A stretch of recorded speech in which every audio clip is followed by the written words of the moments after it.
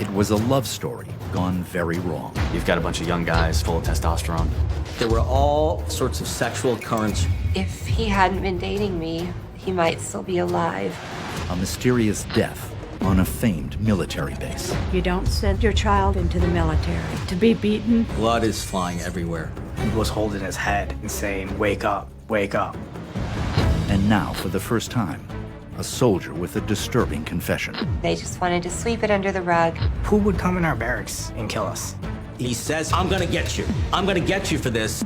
This is a tale of love and death on home soil. Fort Campbell, Kentucky, home of the famed 101st Airborne.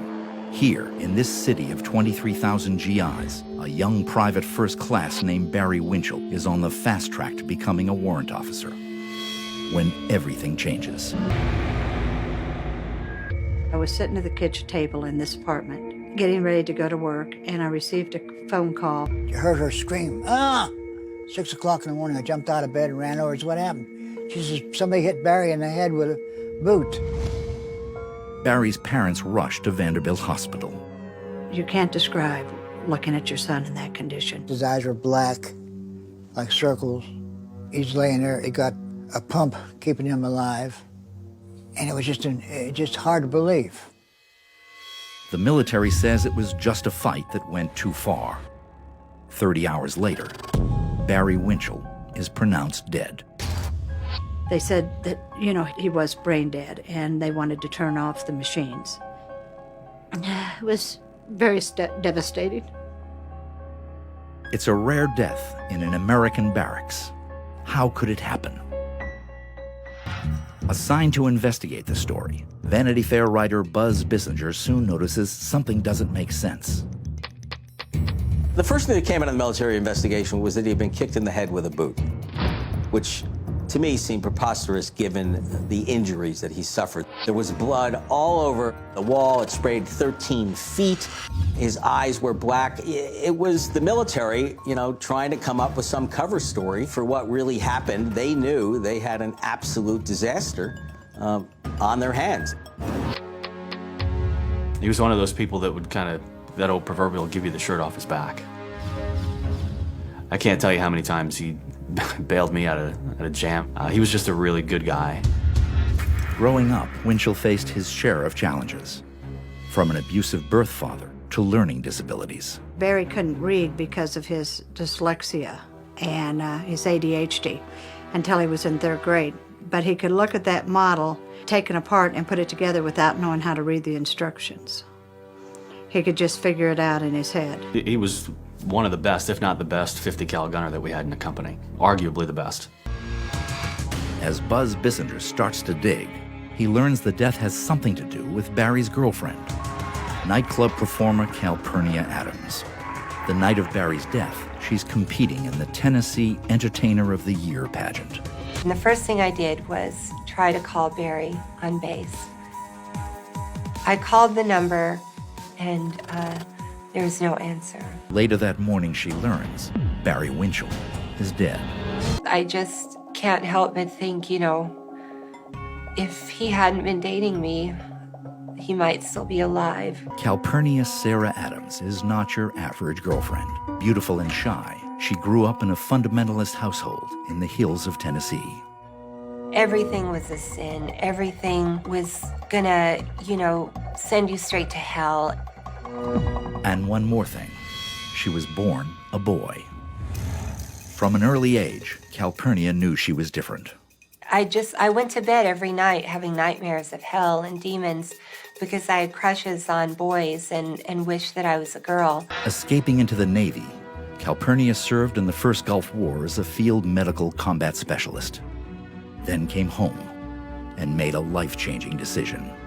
And by 1994, she's a showgirl, a transsexual, an audience favorite, performing for thousands of people 5 nights a week in Nashville. I had a tight body. I was in my early 20s. I knew how to dance, knew how to make eye contact and give them a big old smile. Her home, The Connection, called the biggest nightclub in the world, looking for a walk on the wild side. One weekend, Barry is taken by his roommate, Justin Fisher, Fish, and some other soldiers to see Calpurnia, one of the club's top headliners. I was on stage, and there at a table, sort of in the back to the left, were several soldiers. But there was one young man who was very shy and sweet, and he sort of resonated with me. They're an unusual couple. Not exactly straight, not exactly gay. That's because Calpurnia is a pre-operative transsexual, a man halfway on the way to becoming a woman. Inside, I never felt like I'm a guy passing as a girl. I felt like a girl with a terrible, messed up body that I was trying to fix so that it worked the way I wanted it to. Back at the base, rumors are starting to circulate. Rumors that will stir up some deep resentments and eventually shake the military to its core. Everyone involved has been ordered not to talk about what happened here at Fort Campbell when 21-year-old Private First Class Barry Winchell was brutally murdered.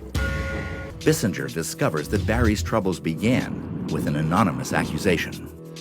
A fellow soldier claims he saw Barry in a Nashville gay bar, engaged in oral sex with a man. The rumor spreads throughout the base. Barry doesn't really see himself as gay. He had girlfriends all through high school. And that's how he sees Calpurnia. Justin Fisher, the man who had introduced us at the club, was the person who started spreading the rumor on base that Barry was gay. Justin Fisher is known in the barracks as a larger-than-life character. Fisher likes to think of himself as a gangster, always ready to stir up a little trouble. Supposedly, he had tried to blow up his principal's office, his high school principal's office. Fisher, he tormented him. And it turned into jokes about his sexuality that really got under his skin. Fisher creates a potentially serious problem for Winchell. At the time, you could get discharged from the military for being a homosexual. Fisher was almost blackmailing Winchell with this knowledge and telling the NCOs about it and putting them in the situation. The Pentagon's policy at the time is known as don't ask, don't tell, an unwieldy compromise on a charged political issue.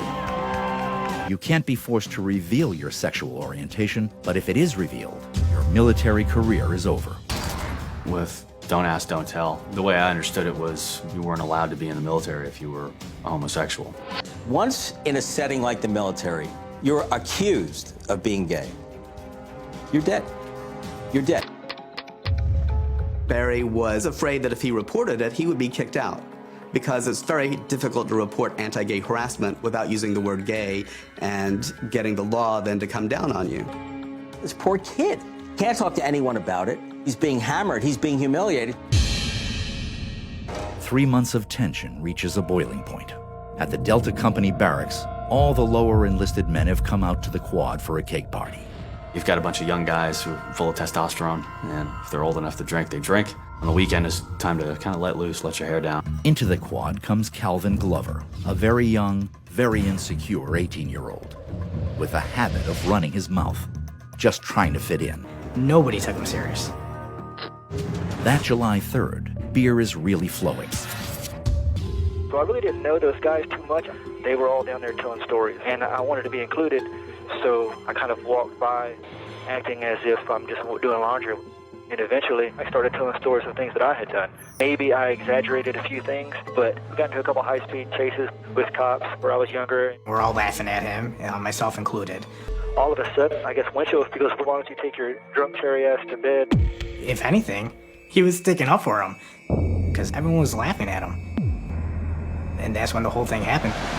Fisher, all of a sudden, he stepped in front of me and put his hand in my chest, and he was like, "No, you can't fight him now. He'll beat you up." And the way that he put it to me was almost like he was testing my manhood as an infantry soldier. I think everybody was kind of hoping that Glover would get beat up. Out of my own pride, I guess I felt compelled to push him aside. I had to do something. Glover lunges towards Winchell. And then Winchell just, he does one punch, and Glover kind of just goes down. Winchell punched him in the face, knocking him to the ground. Calvin Glover, he shocked that Barry is a pretty good fighter. He's down on the ground. He gets up. He's humiliated. He turns to Barry and says, "You know what?" I said, "No, I'm not playing. This ain't through." "I'm going to get you. I'm going to get you for this."